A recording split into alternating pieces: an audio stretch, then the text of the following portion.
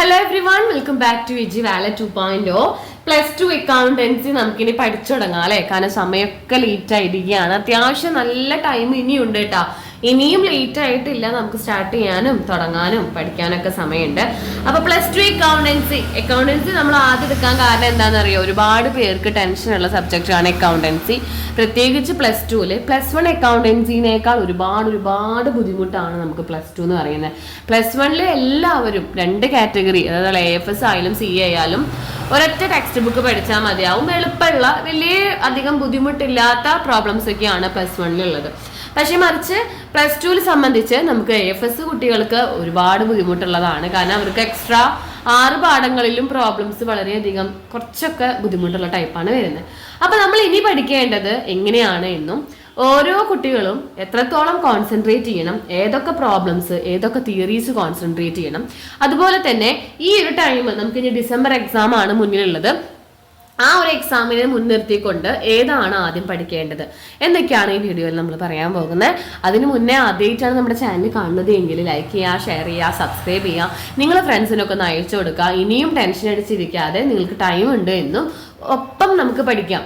Miss ഇടുന്ന വീഡിയോസിനോട് കൂടെ തന്നെ നിങ്ങൾക്ക് ഓരോരോ സബ്ജക്റ്റ് മാറ്റിയിട്ട് പഠിക്കാം. അക്കൗണ്ടൻസിയും അതുപോലെ തന്നെ നമ്മൾ ആദ്യം അക്കൗണ്ടൻസി എക്കണോമിക്സ് ഒക്കെ ഒന്ന് സേഫ് ആക്കി വെക്കുക. കാരണം എന്താണെന്നറിയോ, അതിൽ പ്രോബ്ലംസ് കിട്ടിയ മാർക്ക് ഉണ്ട്. നമുക്ക് കുറച്ച് പ്രോബ്ലംസ് അറിഞ്ഞാൽ മതി, കുത്തിയിരുന്ന് പഠിച്ചില്ലെങ്കിലും കുറച്ച് പ്രോബ്ലംസും അതിൽ കോമൺ ആയിട്ട് വരുന്ന കുറച്ച് കാര്യങ്ങളും പഠിച്ചു കഴിഞ്ഞാൽ ആ മാർക്ക് നമുക്ക് സേഫ് ആക്കി വെച്ചൂടെ. പിന്നീട് നമുക്ക് സമയമുള്ളപ്പോൾ നമുക്ക് ബാക്കിയുള്ള തിയറി നോക്കിയാൽ പോരെ. അതുകൊണ്ടാണ് അക്കൗണ്ടൻസി എക്കണോമിക്സ് ആദ്യമായിട്ട് തന്നെ നമ്മൾ എടുക്കുന്നത്. അപ്പൊ അക്കൗണ്ടൻസി സബ്ജക്റ്റിനെ സംബന്ധിച്ച് നമുക്ക് നോക്കുകയാണെങ്കിൽ 2 സെക്ഷൻ ആയിട്ടാണ് നമ്മുടെ അക്കൗണ്ടൻസിക്ക് എടുക്കുന്നത്. പാർട്ട് 1 എന്ന് പറഞ്ഞൊരു ബുക്ക് ഉണ്ടാവാം, പാർട്ട് 2 എന്ന് പറഞ്ഞൊരു ബുക്ക് നിങ്ങൾക്ക് ഉണ്ടാവും. ഈ പാർട്ട് 1 എന്ന് പറയുന്നത് എല്ലാ കുട്ടികൾക്കും 1 സെയിം ആണ്. എല്ലാവർക്കും 4 പാഠങ്ങൾ വീതം നമുക്ക് അതിലുണ്ട് പഠിക്കാനായിട്ട്. അതിൽ തന്നെ നമുക്കൊരു 40 മാർക്കിന്റെ ക്വസ്റ്റ്യൻ പേപ്പർ നമുക്ക് എക്സ്പെക്ട് ചെയ്യാം, ഡെഫിനറ്റ് ആയിട്ട് എക്സ്പെക്ട് ചെയ്യാം. പാർട്ട് 2 എന്ന് വരുമ്പോൾ 2 പേർക്കും, കമ്പ്യൂട്ടറൈസ്ഡുകാർക്കും AFSകാർക്കും ആറീഷ് ചാപ്റ്റേഴ്സ് തന്നെയാണ് ഉള്ളത്. പക്ഷെ AFS കുട്ടികൾക്കാണ് ഒരു പ്രോബ്ലംസ് എല്ലാം ഉള്ളത്. കമ്പ്യൂട്ടറൈസ്ഡുകാർക്ക് കുഴപ്പമില്ലാത്ത കുറച്ച് കമ്പ്യൂട്ടറുമായി ബന്ധപ്പെട്ട കാര്യങ്ങൾ, ടാലി, അതുപോലെ തന്നെ ലിബറൽ ഓഫീസ്, സ്പ്രെഡ്ഷീറ്റ്, അങ്ങനത്തെ കുറച്ച് കാര്യങ്ങളുള്ള നമുക്ക് വേഗം പഠിക്കാൻ പറ്റും. ദെൻ പാർട്ട് 1 ആണ്. അപ്പോൾ ഈ 2 സബ്ജക്റ്റിലും ഈ 2 ബുക്കിലും വെച്ച് നിങ്ങൾ ആദ്യം പഠിക്കേണ്ടത് പാർട്ട് 1 ആണ്. മിസ്സിന്റെ അഭിപ്രായത്തിലെ പാർട്ട് 1 നമുക്ക് 4 ചാപ്റ്റേഴ്സ് ഉണ്ട്. Basic concept of partnership. ഈ 4 പാഠവും നമുക്ക് പാർട്ട്ണർഷിപ്പ് എന്ന് പറഞ്ഞ ആ ഒരു ബിസിനസ്സുമായി ബന്ധപ്പെട്ടതാണ്. പാർട്ട്ണർഷിപ്പുമായി ബന്ധപ്പെട്ട ഒരു ചാപ്റ്റേഴ്സ് ആണ്. ആദ്യമായിട്ട് നമുക്ക് അതിൽ പാർട്ട്ണർഷിപ്പിന്റെ ബേസിക് ആയുള്ള കുറച്ച് കാര്യങ്ങളാണ് ഫസ്റ്റത്തെ പാഠത്തിലുള്ളത്. അപ്പോൾ അത് നമുക്ക് ഓൾറെഡി നമ്മൾ ഓണപരീക്ഷയ്ക്കൊക്കെ പഠിച്ചിട്ടുണ്ടാവാം. നമ്മൾ ഫസ്റ്റത്തെ പാഠത്തിലുള്ള കുറച്ച് ബേസിക് ആയിട്ടുള്ള ക്യാപിറ്റൽ അക്കൗണ്ടുകൾ, ഇൻട്രസ്റ്റ് ഓൺ ഡ്രോയിങ്സ് എങ്ങനെ കാണാം, ക്യാപിറ്റൽ എങ്ങനെ കാണാം, അതൊക്കെയായിരുന്നു. ദെൻ അഡ്മിഷൻ എന്ന് പറഞ്ഞ പാഠത്തിലാണ് ഇറ്റ്സ് വെരി ഇമ്പോർട്ടൻറ്റ്. അതായത് ഇതിൽ 4 പാഠവും 10 മാർക്കിന് മേലെ വെയിറ്റേജ് പോകുന്നതാണ്. നിങ്ങൾ ആദ്യം മനസ്സിലാക്കുക. അതായത് ബേസിക് കൺസെപ്റ്റിൽ നമുക്കൊരു 12 മാർക്ക്, അഡ്മിഷനിൽ ഒരു 18 മാർക്ക്, റിട്ടയർമെന്റിലാണ് പിന്നെ ഒരു കുറവ് മാർക്ക് കിടക്കുന്നത്, ഡിസൊല്യൂഷനിൽ നമുക്കൊരു 8 മാർക്ക്. ഈ ഒരു ഓർഡറിലൊക്കെയാണ് നമുക്ക് ഇങ്ങനെയും നമ്മുടെ വെയിറ്റേജ് പോവുക. അപ്പോൾ അതിൽ അഡ്മിഷൻ എന്ന് പറഞ്ഞ പാഠം വളരെ ഇമ്പോർട്ടൻ്റ് ആവാൻ കാരണം അവിടെ ഒരുപാട് എക്സാം ഓറിയന്റഡ് ടോപ്പിക്സ് എടുക്കുന്നത് കൊണ്ടാണ്. അപ്പോൾ ഈ 4 പാഠത്തിലെ നിങ്ങൾ എല്ലാ പാഠവും പഠിക്കണം, ഒരെണ്ണം പോലും സ്കിപ്പ് ചെയ്യരുത്. ഡിസൊല്യൂഷനിലേക്ക് വരുമ്പോൾ നമുക്ക് അവിടെ തിയറി ഉണ്ട്, പ്രോബ്ലം ഉണ്ട്. ഇമ്പോർട്ടൻ്റ് ആയിട്ട് ഇവിടെ നമുക്ക് ക്വസ്റ്റ്യൻ ആണ് വരിക. അതുകൊണ്ടാണ് അതിന്റെ വെയിറ്റ് കുറഞ്ഞിരിക്കുന്നത്, വേറെ വ്യത്യാസമൊന്നും ഇല്ല കേട്ടോ. അപ്പൊ ഇതില് ഫസ്റ്റത്തെ പാഠം നമ്മൾ ഓണപരീക്ഷയ്ക്ക് എന്തായാലും നമ്മൾ ഒരുവിധം കുട്ടികൾ പഠിച്ചിട്ടുണ്ടാവാം. 2ാമത്തെ ചാപ്റ്ററിന്റെ ഹാഫ് പോർഷൻ ആയിരുന്നു നമുക്ക് ഓണപരീക്ഷയ്ക്ക് ഉണ്ടായിരുന്നത്. അപ്പൊ ഫസ്റ്റത്തെ 2 പാഠത്തില് ഒരു 50% എങ്കിലും ഓണപരീക്ഷയ്ക്ക് പഠിച്ച കുട്ടികൾക്ക് ഇപ്പോൾ ഓർമ്മയുണ്ടാവും. പിന്നീട് അവിടെ നിന്നുള്ള ഈ 2 പാഠങ്ങൾ നിങ്ങൾക്ക് അറിയണ്ടാവില്ല. അപ്പൊ നിങ്ങളത് പഠിച്ചു തുടങ്ങണം. ഓക്കെ, അപ്പോൾ നമ്മൾ ഈ 4 പാഠം വളരെ ഇമ്പോർട്ടൻ്റ് ആണ്. അപ്പോൾ മിസ് ഇനി വീഡിയോസ് ഇടാൻ ഉദ്ദേശിക്കുന്നത് ഈ 4 പാഠങ്ങളിൽ നിന്നും നമുക്ക് എക്സ്പെക്ട് ചെയ്യാവുന്ന പ്രോബ്ലംസ് ആണ്. എല്ലാ സ്റ്റുഡൻസും ഒരേപോലെ പഠിക്കേണ്ടതാണ് ഈ പ്രോബ്ലംസ്. കാരണം എന്ന് വെച്ചാൽ പ്രോബ്ലംസ് നമുക്ക് പഠിച്ചു കഴിഞ്ഞാൽ അത്യാവശ്യം മാർക്ക്, ഇപ്പൊ 40 ഒരു ക്വസ്റ്റ്യൻ പേപ്പറിൽ 25 എബോവ് എങ്ങനെ 30യുടെ അടുത്തേക്ക് മാർക്ക് നമുക്ക് ഒപ്പിക്കാം. പ്രോബ്ലംസിന്റെ കൂടെ തിയറീസും കൂടി പഠിച്ചു പോയി കഴിഞ്ഞാൽ നമുക്ക് കംപ്ലീറ്റ്ലി ഒരു കോൺഫിഡന്റ് ആണ്.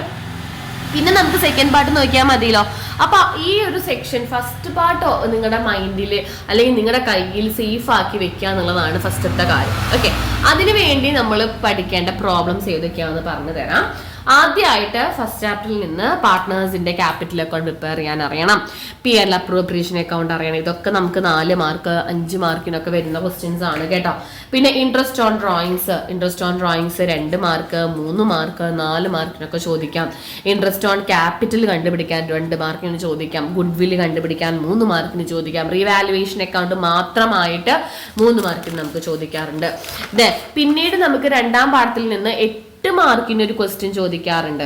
അത് revaluation account plus capital account plus balance sheet, ഇങ്ങനെയാണ് നമുക്ക് ചോദിക്കാം. ഇത് മാത്രമായിട്ട് നമ്മൾ എന്തായാലും വീഡിയോസ് ചെയ്തിരിക്കും. കാരണം നമുക്ക് ഇതെല്ലാ പ്രോബ്ലംസും നമ്മൾ അറിഞ്ഞേ പറ്റും. ലോൺ അക്കൗണ്ട് 5 മാർക്കിന് ചോദിക്കാറുണ്ട്. ഡെത്ത് പാർട്ട്നേഴ്സിന്റെ ക്യാപിറ്റൽ അക്കൗണ്ട് 4 മാർക്കിന് ചോദിക്കാറുണ്ട്. സാക്രിഫൈസിങ് റേഷ്യോ, ഗെയിനിങ് റേഷ്യോ, ഏതെങ്കിലും ഒരു റേഷ്യോ നമുക്ക് എന്തായാലും അറിയണം. അപ്പൊ 2 പഠിക്കുക. ഒരെണ്ണം എന്തായാലും എക്സാമിന് ചോദിക്കും. ദെൻ റിയലൈസേഷൻ അക്കൗണ്ട് മാത്രമായിട്ട് 4 മാർക്കിന്, അത് നമുക്ക് വളരെയധികം ചാൻസ് കുറവാണ്. ഒരു 10 ക്വസ്റ്റ്യൻ പേപ്പർ എടുത്താൽ 3ഓ 4ഓ ക്വസ്റ്റ്യൻ പേപ്പറിൽ കാണാറുണ്ട്. ജേണൽ എൻട്രീസ് ഷുവർ ക്വസ്റ്റ്യൻ ആണ്. ഇതൊക്കെ 3 പ്രോബ്ലംസ് ആണ് നമ്മൾ ഫസ്റ്റ് പാർട്ടിൽ പഠിക്കുന്നത്. ഏകദേശം ഒരു 10-15ഓളം പ്രോബ്ലംസ് ഉണ്ട്. നമ്മൾ നോക്കുകയാണെന്ന് വെച്ചെങ്കിൽ ഒരു 6, 10, 14, 15ഓളം പ്രോബ്ലംസ് ഉണ്ട്. ഇതില് നമ്മൾ വീഡിയോ ചെയ്തിരിക്കുന്നത് മെയിൻലി ആയിട്ട് ഫസ്റ്റ് ഓണപരീക്ഷയ്ക്ക് വേണ്ടിയിട്ടായിരുന്നു. അപ്പൊ ഓണപരീക്ഷയ്ക്കുള്ള വീഡിയോസ് നമ്മൾ ഓൾറെഡി ഇട്ടിരുന്നു. അപ്പൊ നമ്മൾ ഇനി ചെയ്യാൻ പോകുന്ന നിങ്ങളുടെ സ്കൂളിൽ ഇപ്പൊ കറന്റ് ആയിട്ട് എടുത്തുകൊണ്ടിരിക്കുന്നുണ്ടാവാം 3rd and 4th ചാപ്റ്റേഴ്സ് ആയിരിക്കും. അതിൽ 3rd ചാപ്റ്റർ ആണ്. നമുക്ക് 3rd ചാപ്റ്റർ വരെയാണ് ക്രിസ്മസ് എക്സാമിന്റെ പോർഷൻസ് ആവാറ്. ചിലപ്പോൾ 4th ഫസ്റ്റ് പോർഷനും കൂടി ഉണ്ടാവാം. അപ്പൊ 2ാം ചാപ്റ്ററും 2nd and 3rd ചാപ്റ്റർ പഠിക്കുക എന്നുള്ളതാണ് നിങ്ങളുടെ ഇപ്പോഴത്തെ കറന്റ് സിറ്റുവേഷൻ. എന്തുകൊണ്ട് അതാണ് നല്ലത്.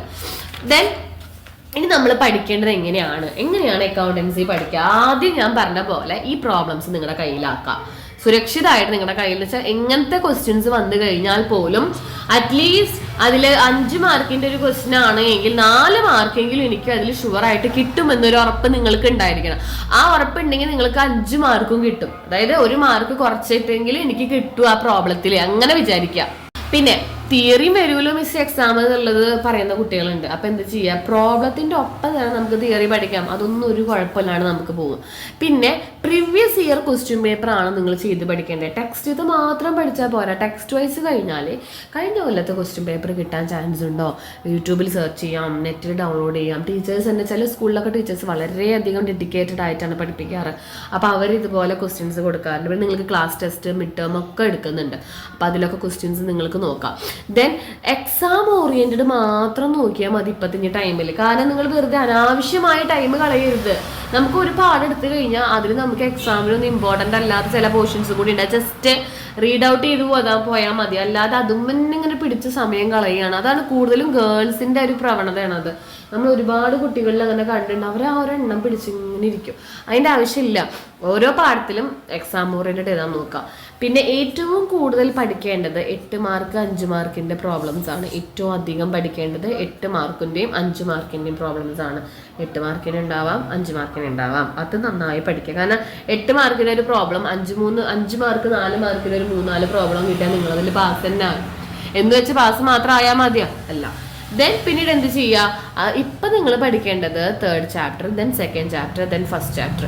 ആദ്യം തന്നെ ഈ ഫസ്റ്റ് ഭാഗത്തിലുള്ള ഈ ബുക്ക് ഉണ്ടല്ലോ, നമ്മളെ പാർട്ട്ണർഷിപ്പിന്റെ 4 പാഠങ്ങളും നിങ്ങൾക്ക് ഓക്കെ ആണെന്ന് കയ്യിൽ വെക്കാം. ഇത്രയും ചെയ്ത് കഴിഞ്ഞാൽ തന്നെ അക്കൗണ്ടൻസി നല്ല സേഫായി നിങ്ങൾ. പിന്നീട് നമുക്ക് AFSൽ കുറച്ച് തിയറീസ് പഠിച്ചു കഴിഞ്ഞാൽ ഒരു 75% മാർക്കായി. അതിലെ കുറച്ച് പ്രോബ്ലംസ് കൂടി നോക്കി പകുതിയോളം നിങ്ങൾക്ക് കിട്ടി കഴിഞ്ഞാൽ അത് കംപ്ലീറ്റ് ആയി. അപ്പൊ അക്കൗണ്ടൻസി ഇത്രയേ ഉള്ളൂ എന്ന് വിചാരിക്കുക. ചിലപ്പോൾ ഒരുപാട് കുട്ടികൾ ഇതൊക്കെ ആദ്യമായിട്ട് കേൾക്കുന്നുണ്ടാവാം. നമ്മളിപ്പോൾ വീഡിയോ കാണുന്നുണ്ട് എങ്കിൽ ഒരുപാട് പേര് എന്താണ് ഈ സാക്രിഫൈസിങ് റേഷ്യോ, ഇതേതാ റിയലൈസേഷൻ, ഇതേതാ റിവാലുവേഷൻ, അങ്ങനെ ഒരുപാട് സംശയമുള്ള ഫസ്റ്റ് ടൈം കേൾക്കുന്ന കുട്ടികളുണ്ടാവും. ടെൻഷൻ അടിക്കേണ്ട കാര്യമില്ല. കാരണം ഇതൊക്കെ നമ്മളിനി എടുത്ത് ഓരോ വീഡിയോസ് ആയിട്ട് വിത്ത് ക്വസ്റ്റ്യൻ, നമ്മൾ പ്രീവിയസ് ഇയറിലെ ക്വസ്റ്റ്യൻ വെച്ചിട്ടാണ് നിങ്ങൾക്ക് വീഡിയോസ് നമ്മൾ ചെയ്യാറ്. ആ ക്വസ്റ്റ്യൻ വെച്ചിട്ട് എങ്ങനെയാണ് ചെയ്യാന്നൊക്കെ നമ്മളിനി വീഡിയോ വരുന്നുണ്ട്. അപ്പോൾ ഓരോരോ വീഡിയോ കണ്ടു കഴിഞ്ഞാൽ നിങ്ങൾക്ക് ഓരോ പ്രോബ്ലം കിട്ടിയിരിക്കും. ചെയ്ത് പഠിക്കണം എന്നില്ല. ചില കുട്ടികൾക്കൊക്കെ എങ്ങനെയെന്ന് അറിയോ, ചിലന്ന് വെച്ചാൽ ഭൂരിഭാഗം കുട്ടികൾ അക്കൗണ്ടൻസി ചെയ്ത് പഠിക്കല്ല. കണ്ടുപഠിക്കുകയാണ് ചെയ്തതുപോലെ വീഡിയോസൊക്കെ കണ്ടു പഠിച്ചു കഴിഞ്ഞാൽ മുക്കാ ഭാഗം അവരെ കയ്യിലേക്ക് കിട്ടും. എന്നിട്ട് അവരൊരു ക്വസ്റ്റ്യൻ ഒറ്റയ്ക്ക് ചെയ്ത് നോക്കും. അപ്പൊ അവർക്കത് മുക്കാ ഭാഗമൊക്കെ ഒരു കോൺഫിഡൻ്റ് ആയി. അപ്പൊ അവരതൊരു കോൺഫിഡൻ്റ് ആയി. അപ്പൊ ആ കോൺഫിഡൻറ്റ് കിട്ടുക എന്നുള്ളതാണ് ഈ വീഡിയോയിൽ എൻ്റെ ഉദ്ദേശം. അപ്പൊ ആദ്യം നമ്മൾ എന്ത് ചെയ്യണം, പാർട്ട് 1 നമ്മുടെ കയ്യിലാക്കാൻ നോക്കുക, പിന്നീട് നമ്മൾ പാർട്ട് 2 എടുക്കുക. ഓക്കെ, അതിൽ കമ്പ്യൂട്ടറൈസ്ഡുകാർക്ക് വലിയ കുഴപ്പമില്ല കേട്ടോ, കാരണം നമുക്കത് പെട്ടെന്ന് കവർ ചെയ്യാൻ പറ്റുന്ന ഭാഗങ്ങളൊക്കെ തന്നെ കമ്പ്യൂട്ടറൈസ്ഡുള്ളൂ. പിന്നെയും കുറച്ച് ബുദ്ധിമുട്ടുണ്ടാവുക നമ്മുടെ AFS കുട്ടികളായിരിക്കും. അപ്പൊ നിങ്ങൾ ഇതൊക്കെ ഇപ്പം മനസ്സിലാക്കണം, നമുക്ക് എത്ര ദിവസങ്ങളുണ്ട് എന്നും അക്കൗണ്ടൻസി എത്ര പഠിക്കുന്നുണ്ട് എന്നും നിങ്ങൾ മനസ്സിലാക്കണം. ഒപ്പം തന്നെ ഇമ്പ്രൂവ്മെന്റ് കൊണ്ടുപോകുന്ന ഒരുപാട് കുട്ടികളുണ്ട്. കാരണം നിങ്ങൾക്ക് അറിയാമായിരിക്കാം ഇപ്പൊ +2 എത്രത്തോളം ബുദ്ധിമുട്ടാണ് എന്ന്. അപ്പൊ എല്ലാ കുട്ടികളും ഇപ്പൊ ഭൂരിഭാഗം സ്റ്റുഡൻസും ഇംപ്രൂവ് ചെയ്യുന്ന ഒരു സബ്ജക്റ്റ് ആണ് അക്കൗണ്ടൻസി. അപ്പൊ അതും വേണ്ടേ കയ്യിൽ. അപ്പോൾ ഇത് കൈവിട്ടിട്ട് മറ്റേതിന് പിടിക്കാൻ പോകരുത്. നമ്മൾ ഇതിന് ആദ്യം ഒരു 75% നമ്മുടെ കയ്യിൽ സെക്യൂർ ചെയ്ത ശേഷം മാത്രം നമ്മൾ എവിടേക്ക് പോയാൽ മതി, +1 അക്കൗണ്ടൻസി ഇംപ്രൂവ്മെന്റിലേക്ക് പോയാൽ മതി. ഓക്കെ, അപ്പൊ ഇത്രയും കാര്യങ്ങൾ പറഞ്ഞ് മനസ്സിലാക്കി തരിക, നിങ്ങളെ ടെൻഷൻ ഒന്ന് ഫ്രീ ആക്കുക, അക്കൗണ്ടൻസി എന്ന സബ്ജക്റ്റ് ഇഷ്ടപ്പെടുക, ഇതൊക്കെയാണ് നിങ്ങൾ ചെയ്യേണ്ടത് ആദ്യം. അപ്പൊ ആരും ടെൻഷൻ അടിക്കാതെ അക്കൗണ്ടൻസി നമുക്ക് പഠിച്ചു തുടങ്ങാം, സ്റ്റാർട്ട് ചെയ്യാം. വീഡിയോസ് എല്ലാം അപ്ലോഡ് ചെയ്യുന്നതാണ്. അതിനുവേണ്ടി നിങ്ങൾ വീഡിയോസ് എല്ലാം ഫ്രണ്ട്സിന് ഷെയർ ചെയ്ത് കൊടുക്കുക, സബ്സ്ക്രൈബ് ചെയ്യുക, ബെല്ലൈക്കണൊക്കെ ഒന്ന് ക്ലിക്ക് ചെയ്ത് വെക്കുക. അപ്പൊ നമുക്ക് വീഡിയോസ് വരുമ്പോൾ അപ്പം ഇരുന്ന് ചെയ്ത് പഠിക്കാൻ പറ്റില്ലെങ്കിലും നിങ്ങളെല്ലാവരും നന്നായി മൊബൈൽ ഫോൺ യൂസ് ചെയ്യുന്നവരാണല്ലോ, നമുക്ക് എപ്പോഴെങ്കിലും ഒക്കെ ഇരുന്ന് പഠിക്കെങ്കിലും ചെയ്യാം. ഓക്കെ, അപ്പൊ നിങ്ങൾക്ക് വീഡിയോ ഹെൽപ്ഫുൾ ആയെന്ന് വിചാരിക്കുന്നു. ഹെൽപ്ഫുൾ ആയി എങ്കിൽ ലൈക്ക് ചെയ്യുക, ഷെയർ ചെയ്യുക, സബ്സ്ക്രൈബ് ചെയ്യുക, നിങ്ങളുടെ ഫ്രണ്ട്സിനൊക്കെ ഒന്ന് അയച്ചു കൊടുക്കുക, മാക്സിമം സപ്പോർട്ട് ചെയ്യുക. Okay, thank